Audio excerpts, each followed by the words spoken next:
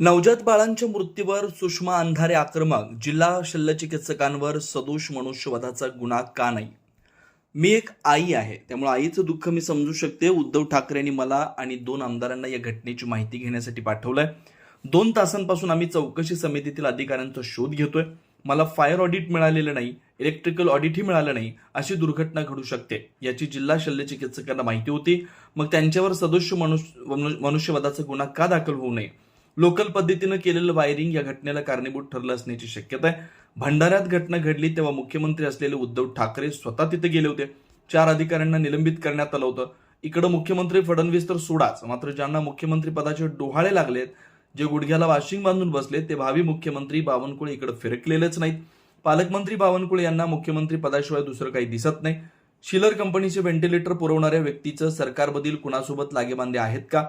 पालकमंत्री बावनकुळे राजस्थानमध्ये पाणीपुरी खात असल्याचे व्हिडिओ व्हायरल करतात. आरोग्य विभागाचे आयुक्त संजय काटकर यांना फोन करून आमदार नितीन देशमुख यांनी फटकारलं. अशा पद्धतीने जर काम झालं तर गोरगरीब, कारण या हॉस्पिटलमध्ये येणारा जो क्लास आहे तो पेइंग क्लास, जर हायेस्ट पेइंग क्लास असता तर तो इकडे आला नसता. म्हणजे ही गरिबाची लेकरं आहेत. गरिबाच्या लेकराचा जीव गेला तर यांना काही फरक पडत नाही. बावनकुळेंना पण काही फरक पडत नाही, कारण बावनकुळेंना आता मुख्यमंत्री पद कसं मिळवायचं याच्या पलीकडे दुसरं काहीच दिसत नाही. पण या जीवांची जबाबदारी कोण घेणार? इथे गुन्हा दाखल झाला पाहिजे. ज्यांना घटनेची माहिती असून सुद्धा त्यांनी तिथे बाळं ठेवण्याची रिस्क घेतली, त्यांच्यासह ज्यांना पत्र दिलं होतं सार्वजनिक बांधकाम विभागाची समिती ते, आणि विशेषतः ही सगळी यंत्रणा सांभाळणारी जी मंडळी आहेत यांच्यावर, याच्यातलं जी निधीची जी टेक्निकल बाब आहे की जो निधी उपलब्ध करून दिला जातो DPDC कडून, ती टेक्निकल बाब नितीन बापू याच्यातनी मांडणी करतील की बावनकुळेंनी काय नेमका घोळ घालून ठेवलाय आणि कशामुळे या हॉस्पिटलची दुरावस्था आहे. समिती आज आली आहे बघा. आज गुरुवार आहे, बरोबर आहे. आज बुधवार आहे. आज ईद-ए मिलादची सुट्टी आहे. आत्ता साधारणतः 2-2:30 किती वाजायला लागलेत? आता 12-1 वाजायला लागलेत. अजूनही समितीचे आयुक्त महोदय, सदस्य ते पोचतच आहेत, अजून पोचलेलेच नाही. झालं, मध्येच राखी पौर्णिमा येणार आहे, पुन्हा शनिवार रविवारची सुट्टी आहे. म्हणजे समिती किती दिवस अभ्यास करणार आहे आणि काय अभ्यास करणार आहे हे लगेच त्या कालावधीत कळतं. एकाच दिवशी 4-5 फोटो काढायचे आणि तेच रोज इथं गेलो तिथं गेलो म्हणून तेच फोटो एकत्रित टाकायचे. अशा पद्धतीने समित्यांची कामं होणार असतील तर ते कसं होईल? ते आत्ताशी बोलते, ज्यांचे मल्टी स्पेशालिटी हॉस्पिटल्स आहेत, जिथे की या सगळ्या प्रकारचे इक्विपमेंट्स असतात, त्यांच्याशी बोलते. त्याच्यानुसार व्हेंटिलेटरचा स्फोट होत नाही. महत्त्वाचं, शिल्लर कंपनी ही त्यातली त्यात चांगली कंपनी आहे असं सगळे सांगतात. जर हे असं असेल तर मग स्फोट का झाला? तर त्याचं कारण जे दिसतं ते अतिशय, म्हणजे काय म्हणता येईल की लोकल पद्धतीने केलेली वायरिंग, लोकलच्या ठेकेदारांकडून करून घेतलेलं काम. म्हणजे निविदेवर काम लाखो रुपयांचं दाखवायचं आणि तेच काम काही हजारांमध्ये उरकायचं, या पद्धतीने केलेलं काम. पण यावर आता CS साहेबांशी बोलल्यावर त्यांचं असं म्हणणं आहे की संबंधित काम, मी आपल्याला आठवण करून दिली पाहिजे की 9 मे 2021ला भंडाऱ्यामध्ये जी दुर्घटना झाली होती अशाच पद्धतीची, ज्याच्यामध्ये 17 बालकं होती, 10 बालकांचा मृत्यू झाला होता. त्यावेळी तिथे तात्काळ घटना कळल्यानंतर तत्कालीन मुख्यमंत्री सन्मान्य उद्धव साहेब त्या ठिकाणी पोहोचले.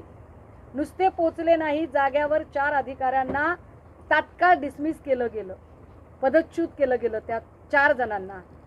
इथे मुख्यमंत्री तर सोडा, पण ज्यांना मुख्यमंत्री पदाचे डोहाळे लागलेले आहेत, असे गुडघ्याला वाशिंग बांधलेले भावी मुख्यमंत्री श्रीयुत बावनकुळे इकडे फिरकलेच नाहीत. हे किती विशेष आहे. बावनकुळे यांनी DPDCच्या बैठका घेणं अपेक्षित आहे. त्या DPDCच्या बैठकीमध्ये यांनी प्रस्ताव ठेवणं अपेक्षित आहे. CS राऊत यांचं म्हणणं आहे की आम्ही प्रस्ताव ठेवलाय आणि वारंवार ठेवलाय, पण त्या प्रस्तावाच्यासाठी ज्या आवश्यक पुढच्या तरतुदी आहेत, पूर्तता आहेत, त्या पालकमंत्री म्हणून श्रीयुत बावनकुळे यांनी करणं अपेक्षित आहे, पण ते त्यांनी केलंच नाही. कदाचित इकडे आल्यावर त्यांना ह्या सगळ्या कामांच्या पेक्षा त्यांच्या पक्षातले तोडणे फोडणे, अधूनमधून काय कशिनो बिशिनो जे काय असेल ते, त्या कामांमधनं वेळ मिळाला नसेल. पण या सगळ्या हलगर्जीपणामुळे लेकरांच्या जीवाशी जो खेळ झालाय. मी त्यांना मागितलेल्या डॉक्युमेंटमध्ये रेन हार्वेस्टिंग सर्टिफिकेट नाही मिळालेलं, इलेक्ट्रिकल सेफ्टी सर्टिफिकेट नाही मिळालेलं, याच्यातलं स्ट्रक्चरल स्टॅबिलिटी सर्टिफिकेट नाही मिळालेलं, ऑडिट का होऊ शकलं नाही याची कारणं अजूनही समाधानकारक मिळालेली नाही. चौकशी समितीच्या आयुक्तांची 2 आमदारांच्या सह पक्षाचे सगळे पदाधिकारी आणि आम्ही सगळी माणसं मागच्या 3 तासापासून आपल्या सगळ्यांच्या समोर त्यांना फोन करतोय आणि त्यांची वाट बघतोय. त्यांचा पत्ता नाहीये. सगळ्यात गमतीदार गोष्ट ही सगळी कागदपत्र दाखवणारे जे क्लिरिकल मधले श्रीयुत राजेश जे आहेत यांच्यावर ऑलरेडी लाचलुचपत प्रतिबंधक विभागाची कारवाई झालेली आहे. एखाद्यावर जेव्हा एसीबी ट्रॅप करतं तेव्हा ट्रॅप ज्या ठिकाणी केलेला आहे तिथून वेगळ्या जिल्ह्यामध्ये त्याला जर नव्याने ड्युटी द्यायची असेल तर वेगळ्या जिल्ह्यात द्यावी लागते. परंतु या जे क्लिरिकल मधले आहेत महाशय यांना इरविनमध्ये ट्रॅप केलंय महज 1000 रुपयांच्यासाठी. का नाही, 1000 रुपयांच्या वरच आहे. ह्याचं सर्टिफिकेट देतो आणि त्याचं सर्टिफिकेट देतो.